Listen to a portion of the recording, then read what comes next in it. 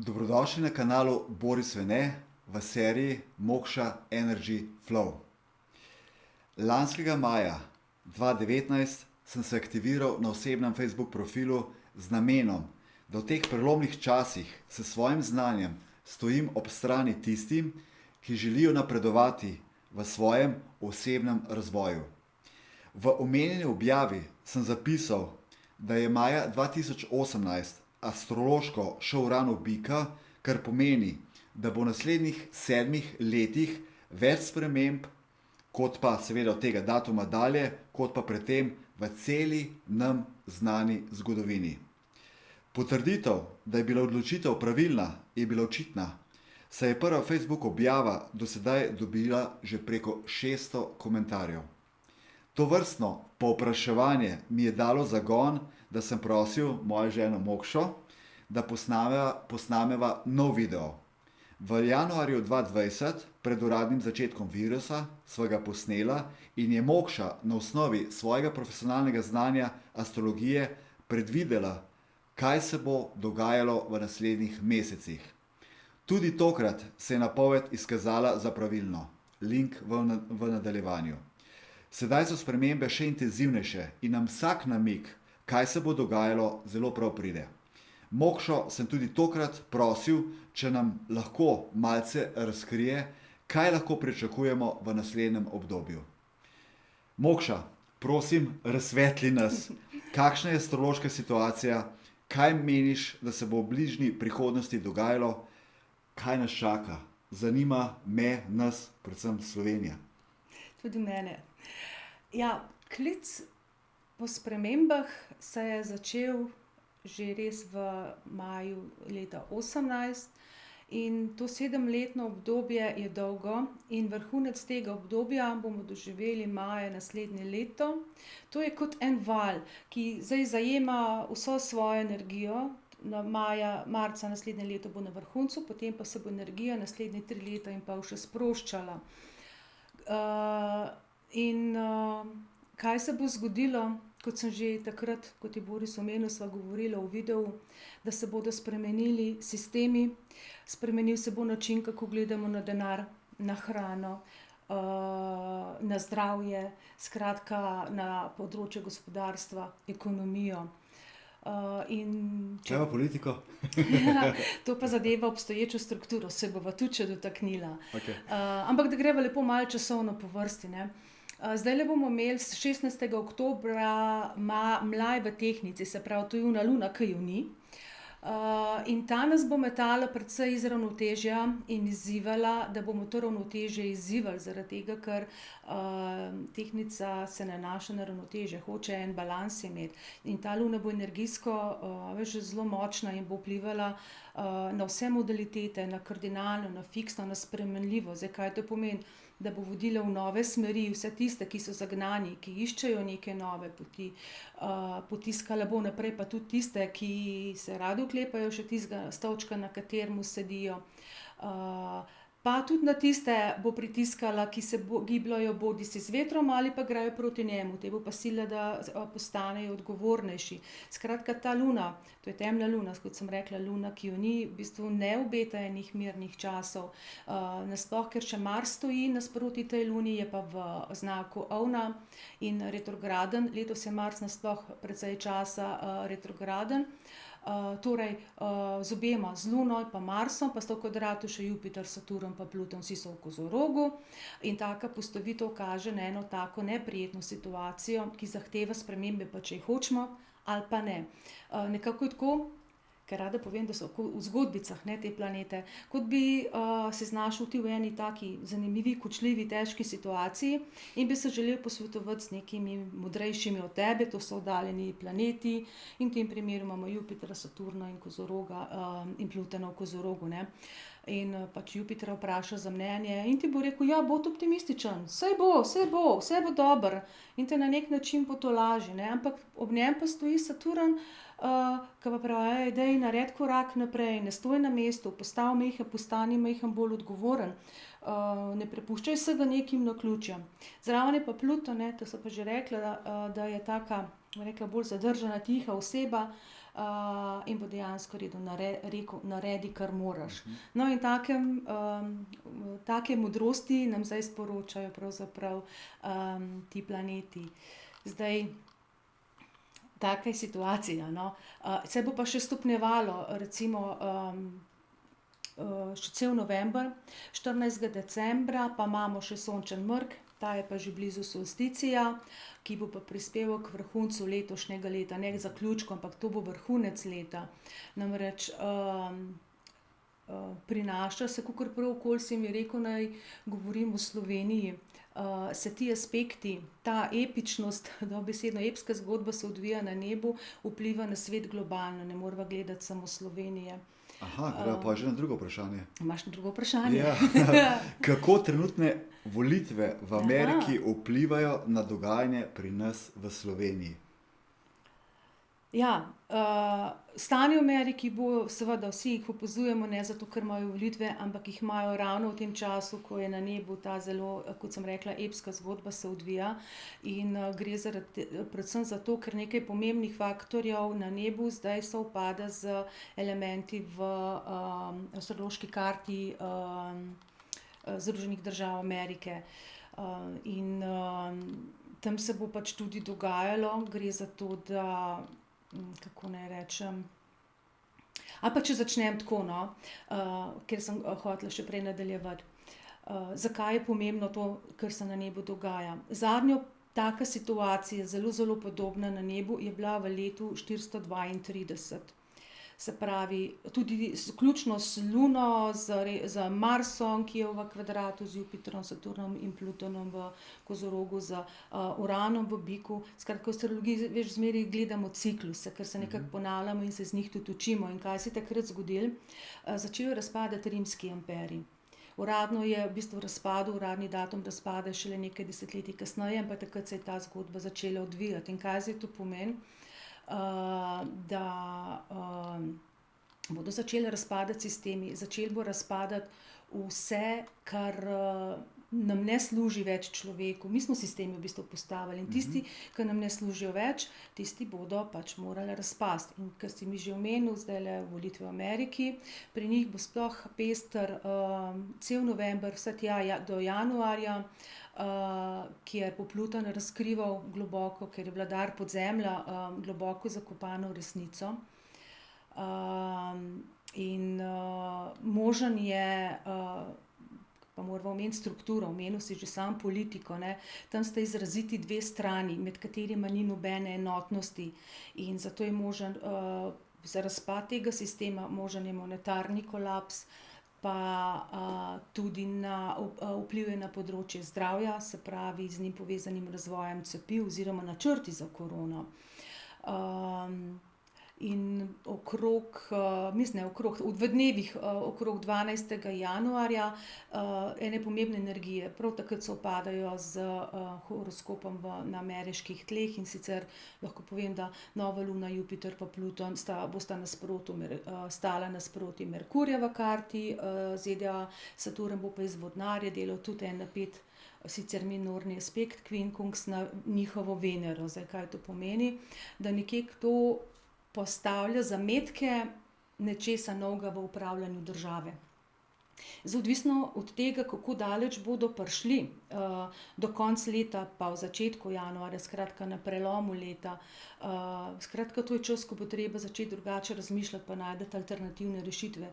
Ker ko se Jupiter pa Saturn, eden 17., eden pa 20. decembra pomakneta iz Saturna v Vodnarja, iz Kozoroga v Vodnarja, ravno to pomeni, alternative rabimo, razmišljati out of the box.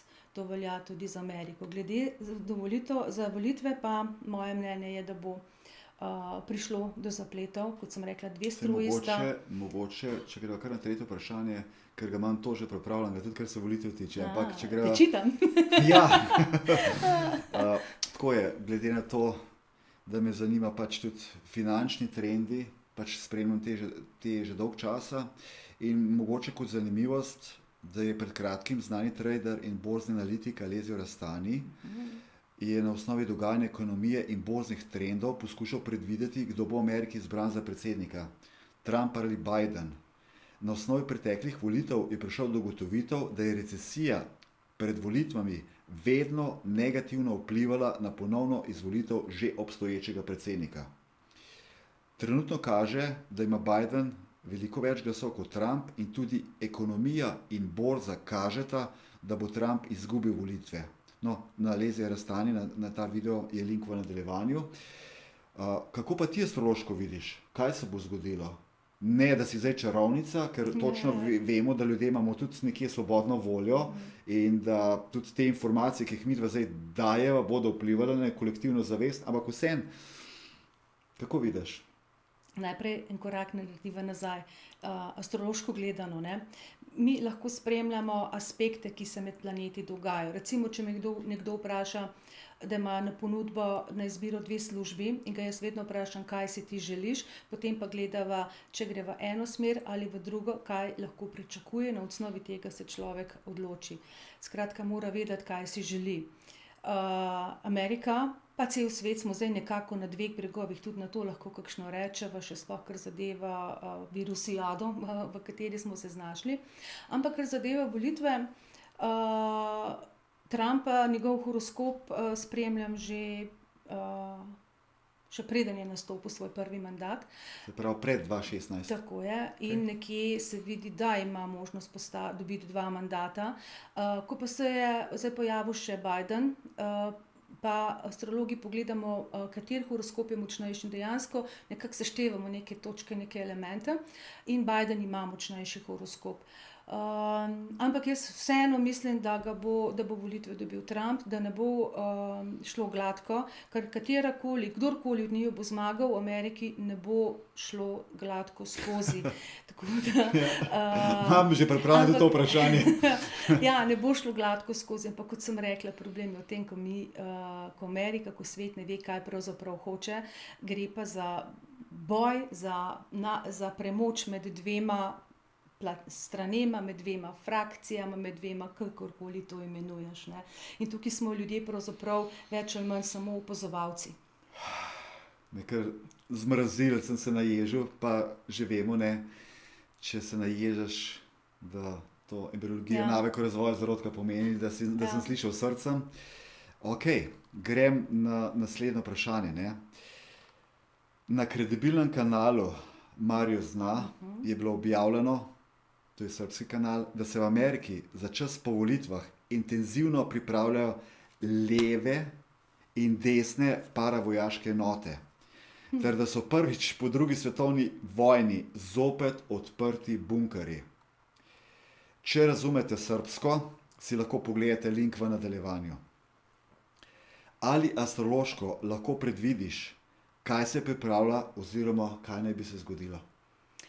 Malo si nam že nakazala, a greš zdaj imeti še kakšen korak naprej? Glede na to, da tale uran v biku, če tako rečeva, spreminja področje, poglede na denar, na hrano, na zdravje, na gospodarstvo v celoti, pa tudi na osebne vrednote, ne, pa kar ne glede na to, kar sem že povedala, nas že vodijo v bankrote, te igre na nebu, če tako rečem, gospodarsko gledano, zato v iskanje novih tržnih pristopov.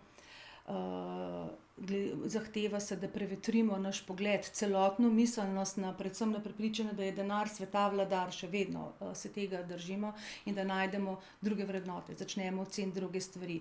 Ampak kot rečeno, del ljudi pod vplivom recimo Jupitra, ne, bodo sledili tem novim trendom, jih bodo iskali. Drugi del pod vplivom Saturna, skratka, ki so bolj konzervativni, pa se bodo oklepali tega, kar je, in lahko pride do državljanske vojne, sigurno. Ker ljudje, Govorijo o Ameriki. Govorijo o Ameriki, ja. Ker ljudje, ko Kaj smo pa Evropa? stisnjeni ob zid, jaz mislim, da je Evropa bolj opazovalka. In mi smo tukaj na stari celini, nekako smo, če lepo tako rečem, bolj previdni, no. Ker konec koncev, če pogledava sam Mars zdajle, Mars nas bo pravzaprav pozival k strpnosti in težko bomo mirili svoje reakcije, izbruhe jeze in To je težko v bistvu. To, da ljudje nehamo stati na bregovih, eden na levem, enem na desnem in da stopimo skupaj, je ena velika naloga, ki stoji pred človeštvom. Ampak Mokša, kako? Elita ima v rokah ves denar tega sveta, praktično vse medije tega sveta, pa več ali manj vso politiko tega sveta. Se vidiš, da vsi po svetu govorijo isto stvar. Kako? Nimam tega odgovora. Vem samo, da je treba razmišljati. Neko si rekla, da moramo ljudje stopati skupaj, ker zdaj nas delijo, intenzivno nas delijo in čez psihiatrijo izhajamo. Veš, če daš človeku dve nasprotujoče se informacije, razsepaš njegov in človek reče, vi se ukvarjate s tem, jaz moram preživeti, moram otrokom zagotoviti, da jo lahko jedli, pili, šli v šolo. Prav, pa poglejva še tole. Znanstveno je dokazano, ti redko rečeš, ne? Da ko mi recimo poslušamo, ko prižgemo televizijo, ko beremo časopise, ko poslušamo, gledamo YouTube, nismo tudi imuni na te govorice med znanci, prijatelji, skratka, ki krožijo naokrog. Pa tudi nedeljske maše ni izvzete temu. Skratka, ko mi poslušamo, gledamo take stvari, se izklopi racionalni del naših možganov. Se pravi, mi ne razmišljamo skozi en filter, mi samo kopiramo, kar nam se vnaša od zunaj. Na nek način mi sami programiramo sebe, če tako rečeš. Mi sami to dovolimo, ko prižgeš TV, ko prižgeš eno, nekam te potegne in ti to spremljaš. Prav, percepcija. In izoblikujemo prepričanja. Tako. A niso to tvoje prepričanja, sploh niso, ker je racionalni del tebe nekako izklopljen, en drug del pa samo snema to, kar vidimo in kar slišimo. In potem se mi enostavno prevzamemo nase to, kar nam drugi govorijo. In zdaj, če ti gledaš, TV Dnevnik, kjer ti je en voditelj recimo všeč, njegov glas, vse, super, boš to spremljal in boš podzavestno ti srkal to, kar ti ta človek dan na dan govori. Isto je z ostalimi stvarmi. Bo dala to kdaj, v kakšen drug video. To je ena zelo zahtevna. Ampak gre za to, da uran zahteva tudi, mislim, cela situacija, da mi začnemo končno misliti svojo glavo in s tem bomo stopili skupaj. Ker čas, v katerem smo, zahteva kritično analizo, pa da stopimo skupaj, da nismo več na enem bregu ali na drugem. Isto je v politiki, tudi ta vleče ena na eno stran, drugi del politike vleče na drugo stran. Isto velja, kar se virusa tiče. Nekateri v njem razmišljajo na en način, drugi povsem na nasproten način, če temu tako rečem. Ampak na razdeljeni smo. Smo razdeljeni bolj kot v zgodovini. Greva še mogoče malo na finance, no? Ja. Ker tle imamo lahko diskusijo, latinska beseda, diskusija pa izhaja iz diskurja, to pomeni pa razhajanje in nima smisla, niti ne želiva kogarkoli prepričati karkoli, pač jaz rad citiram od Antoni Debela, jaz sam že odglim svojo pesem, tisti, ki hoče slišati, bo slišal. Torej pač vsak ima tudi svojo intuicijo in se bo pač odločil. Ampak imava še eno zelo pomembno vprašanje. Govorila si o monetarnem sistemu, da se lahko razpade. Se pravi, kaj zdaj to pomeni? To govori o monetarnem sistemu, a greva tudi na, bom rekel, na tako imenovano najstarejšo valuto na tem svetu, da se tudi ta razpade, da izgubi svojo moč, ker dobro. Vemo, kar se tiče hiperinflacije, da se ogromno milijard tiska in da je inflacija in da je denar izgubljen na kupni vrednosti, to vemo, to je vedno, denarna vrednost, stvarna vrednost, to vemo. Ampak vsem, kaj pa te, recimo, plemenite kovine? Mi vemo, da skozi zgodovino, da je bila prva valuta, ki še ni propadla, je bila srebro, ki je nekje 600 let trajala. Potem za njimi je prišlo zlato. Kako pa te dve kovine, kako misliš, kako to v prihodnosti? Ama kaj večjo stabilnost kot pa dolar, evro? Sigurno. Ker če gledava papir odhaja na nek način, če tako rečeva. Razvijale se bodo še nove tehnologije tudi na tem področju, zato tudi kriptovalut ne gre zanemariti, ampak malce drugače, kot gre to zdaj. Tudi ta sistem se mora, bom rekla, balansirati, ne propasti, ampak samo balansirati, korigirati, če tako rečem. Definitivno pa moje mnenje je, da plemenite kovine bodo ohranjale, če že ne drugega, svojo vrednost. Vsaj za nekaj časa še. Se pravi, veliko časa. Ker premostitev v novi svet, koraka nazaj več ni. Kdor še joka za tistim si želi, kar je bilo, tega ne bo. Ni šanse, tudi koraka nazaj ne moramo več narediti. Moramo gledati za naprej, za prihodnost in ker bo ta transformacija, ta preobrazba trajala še nekaj let, bo nam to prav prišlo. Ja. Okay. A temu potem, kot zadnje vprašanje, lahko rečeva, da vse to dogajanje pomeni za nas, tako rečeva v narekovaju, ene vrste kozmično budnico, da se prebudimo in spoznamo resnico, da spoznamo, kdo mi sploh v resnici smo, da smo mi brezmejna, neskončna brezmejna bitja. A mogoče lahko za konec povzameš vse skupaj malo? Ja, jaz sem kar rekla, da je to čas ozdravitve. Zakaj? Ozdravitve česa? Duše? Da ozdravimo Zavesti? razlike, da ozdravimo razlike. Ne zato, da jih odpravimo, ker razlike nas delajo raznovrstne, zanimive, zaradi razlik med nami prihajamo do novih spoznanj, napredujemo zaradi tega in so dragocene, pravzaprav spoštovati jih moramo. In če sem rekla, da jih je treba ozdraviti, pomeni, da je čas, da najdemo en nov, en konstruktiven način komuniciranja, brez obtoževanj, sklicanja na to, kdo ima prav, kdo ne, izkoriščanja položaja, moči, se pravi, da smo sposobni dialoga v pravem pomenu besede. To je zdaj tisto vprašanje. Se pravi, hočeš reči, kot sem tudi rekel v intervjuju za Zarjo Jano, v bistvu mi moramo biti samo fokusirani na tisto, kar želimo doseči, da bo za vse skupaj nas boljše, ne pa, da se sedaj ukvarjamo, ali ta verjame v eno stvar, ali v drugo stvar, ali karkoli. Se pravi, da naredimo en most nad temi razlikami. In to je zdaj čas. Ampak, to sicer nisem mislil vprašati, ampak dobro veš, da že desetletja ponavljam, da smo sedaj v času, oziroma prihajamo v čase, dva bosta na polju, drug ob drugem, eden bo stal, eden bo vzet. In sem čvrsto prepričan, da je to zdaj. Mogoče lahko majčkeno še to pokomentiraš, astrološko seveda. Definitivno se v eni točki strinjam s tabo, ker vsi ljudje ne bomo mogli stopiti skupaj.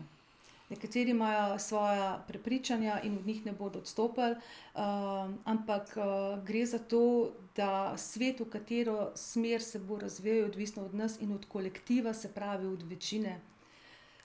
To je tisto, ker aspekti, ki so te epski, kot sem rekla, na nebu veljajo za vse enako, za vse je postavitev, za tistega, ki nam recimo trenutno dajajo neke ukrepe, ker smo ravno pred njimi, novimi, in tistimi, ki bi radi odvrgali vsega. Za vse velja enako. Zdaj pa, a bomo sposobni najti en konstruktiven dialog, razmisliti in se zaželeti, kam želimo iti. To je tisto, kar je zdaj potrebno. To ne bo lahko. In jaz se sprašujem, koliko nam bo v bistvu uspelo, ker doba vodnarja, v katero vstopamo, pomeni namreč raven to, da pomeni enotnega človeka, ne neke piramidne strukture, kjer je ena peščica na vrhu, ostali dol. V dobi vodnarja so ljudje, bom rekla, enaki, ampak različni in sobivajo.